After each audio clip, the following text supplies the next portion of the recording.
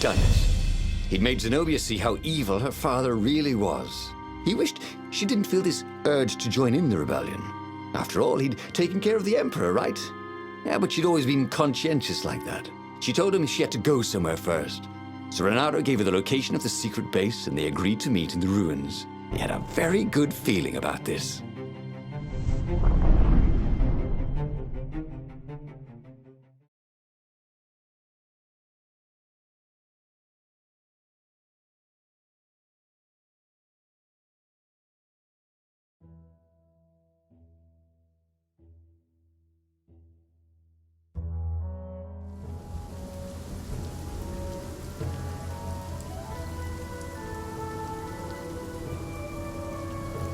What had Zenobia gone off to do? What was more important than meeting the rebel council? Had he made a mistake, sending her to the ruins? No. He knew they could trust each other. He could trust her because she never broke her word. And she could trust him because she could see right through him. Well, she'd probably be there well before it. She at least didn't have to fight her way through rainstorms of ravens.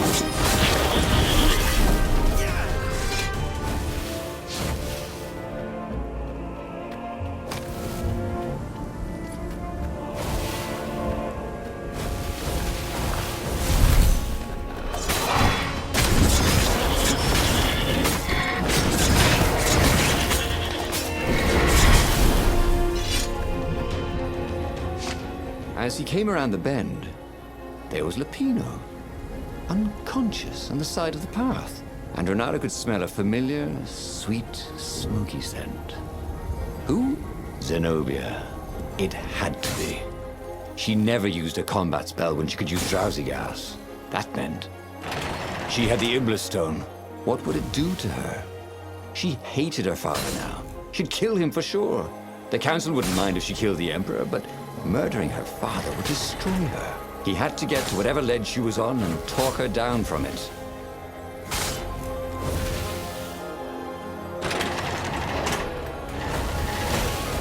Long stairs. So he was close to the rebel base. Nothing was on fire. So far, so good.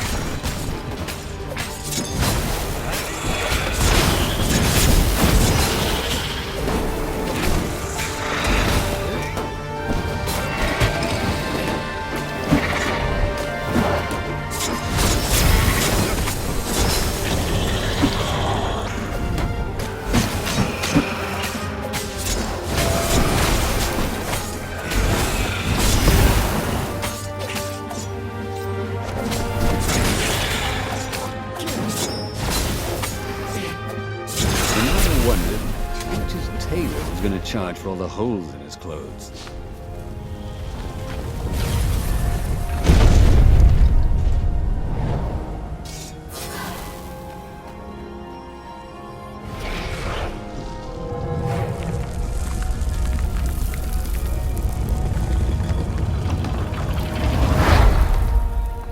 Everyone in the council chamber was dead.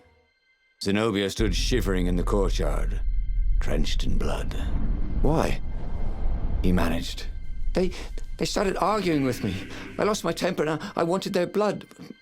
Well, not me. The stone did. Why did you take it from Lupino? I had a plan. You had a stupid plan, she said. I'm going to go kill my father now. No, you can't. You'll just take his place. You'll become worse than him.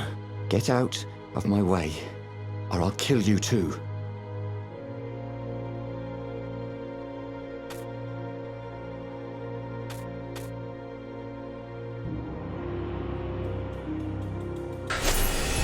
You won't kill me, he said.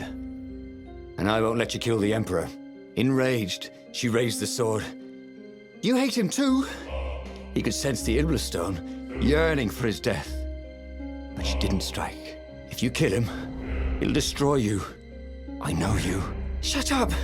She shouted, her sword trembling. I won't lose you again. Not for anything. Get away from me, he said, and he was very close. I can't lose you again. And he was in reach of her sword now. I hate him! I hate you too! I love you, he said for the very first time. And then she was weeping. He was holding her. The sword had dropped from her hand. He glanced at the Iblastone. It was no longer the black of the void. It looked like coal. No. It glowed, like a cinder. It was crackling, burning, crumbling into ashes. You've always loved me, haven't you? She said. She was weak. The stone had taken so much from her. Always, he said. She staggered as he helped her up. Let me take you away. Where? The island of Avalon. The sisters will heal you. He'll follow us. Then we need the Farfarer, the fastest ship in the Empire.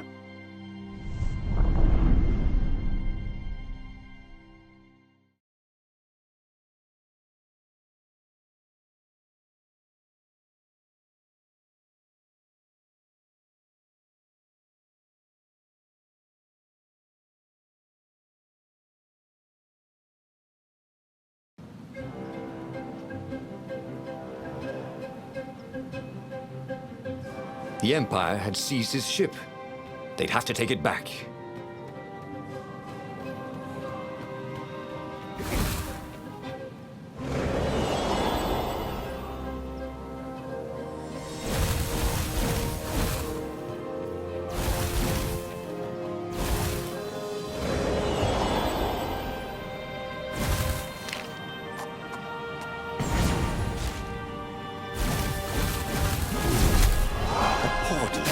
Right into the middle of the fleet. It was a glaring weakness in the defense.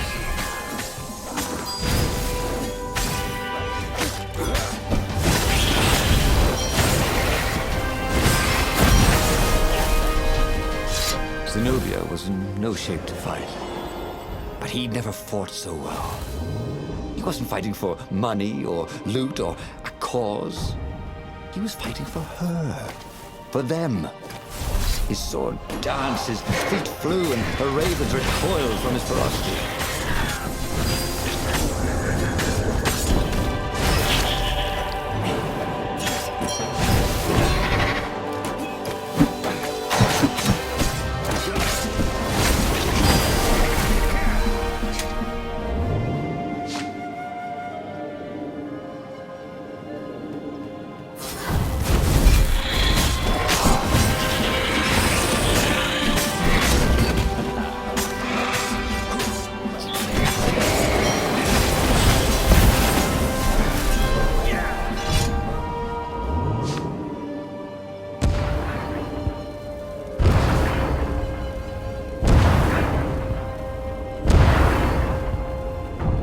There it was, his beautiful skycraft, the Farfarer.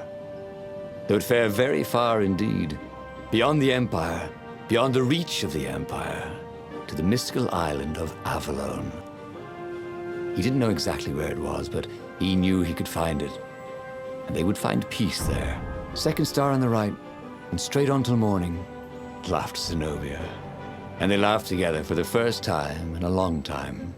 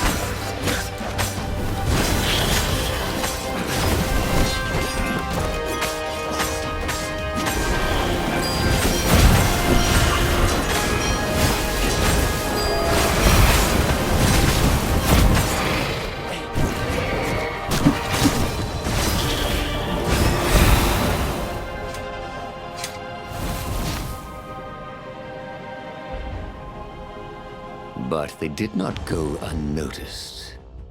Scout ships lifted off, and the long lance of the Imperial flagship. Bernardo turned downwind to gain speed. The Raven ships could pursue, but they couldn't close. The Farspeaker croaked, "Return her and live!" "Go sacrifice yourself," yelled Bernardo. "Then you won't have her either." On the flagship, the Emperor was readying some arcane weapon. It couldn't be. It was the core. A devastating beam lanced out of the flagship. Bernardo zigzagged wildly to keep the Farfair out of it. Now the Raven scout ships were closing the distance, and the beam was getting closer too. Then came a blinding flash, and the air was searingly hot all around him. There was a thunderous, deafening roar. He could smell burnt oak and burnt feathers and burnt flesh. But when he could hear and see again, they were alive and unhurt. And they were alone in the sky. Zenobia embraced him. They had done it. Through luck and through love, they had won the war. "Avalon, here we come," he said as he held her arms wide in the prow of the boat and let her feel its speed. "Maybe the real Avalon is wherever we're together," she said. And so, after a bit of an argument, Bernardo and Zenobia went to one of the two Avalons. The one shrouded in mists, or the one in their hearts. But which one they went to, I'll never tell. He'd done it. He'd forged his own destiny. Well, he hadn't actually done it, but he knew what he would do. Bernardo smiled at the book. He practically wanted to kiss it. The kid's sacrifice hadn't been in vain. He'd saved the book and saved the world. Bernardo owed him and his mother so much. Bernardo lowered the mainsail and let the Farfarer shoot forward in the breeze. Second star to the right, and straight on till morning. This time, he would win.